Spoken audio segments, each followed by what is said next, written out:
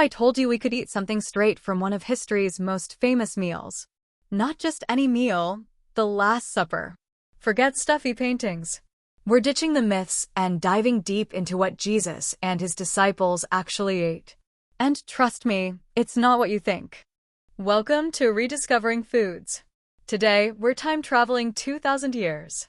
Archaeological finds from 1st century Jerusalem, they paint a wildly different picture. Imagine this, reclining on cushions, low table, sharing dishes, super chill, Roman triclinium style. Yeah, wealthy Jews in Jerusalem, including Jesus' circle, were doing it. Now, was the Last Supper a Passover Seder? The Gospels give us clues. John throws a curveball. Scholars have been debating this for centuries. But experts like Dr. Jonathan Clawens say many Passover elements were already there. And get this, Italian archaeologists Generoso Orcioli and Marta Baronio did a huge study, piecing together the menu from biblical texts, Jewish writings, Roman records, and archaeology. So, what's on our ancient menu today? We're making charoset, a sweet, delicious paste that Jesus and his disciples definitely would have enjoyed.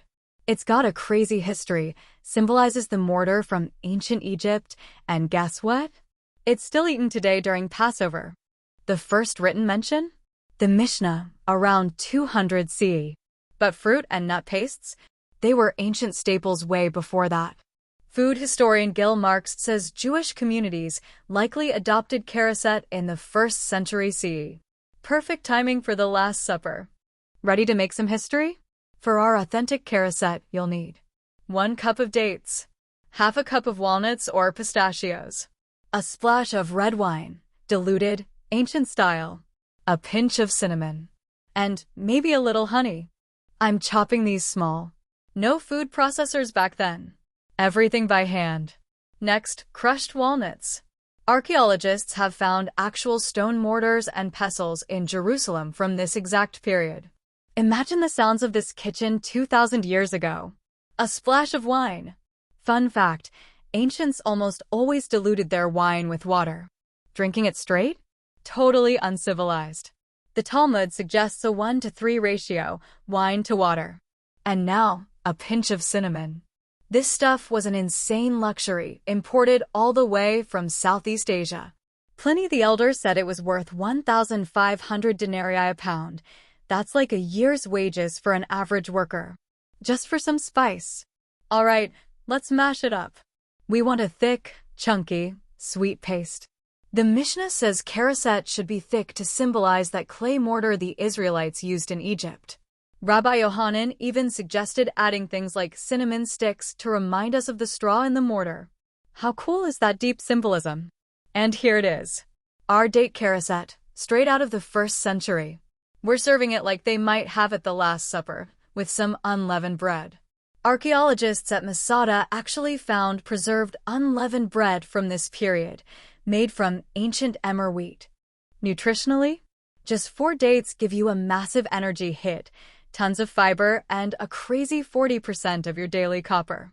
They're full of natural sugars, glucose, fructose, but also loaded with antioxidants like flavonoids and quercetin to fight inflammation. Walnuts are nutritional giants. Omega-3s? Specifically ALA, super rare in plant foods, amazing for your heart. They've also got polyphenol, like allagitannins, that our gut turns into anti-inflammatory urolithins. Plus melatonin for sleep and L-arginine for healthy blood vessels. Josephus even wrote that nuts were luxury items at big meals. Red wine means resveratrol, that famous antioxidant from grape skins.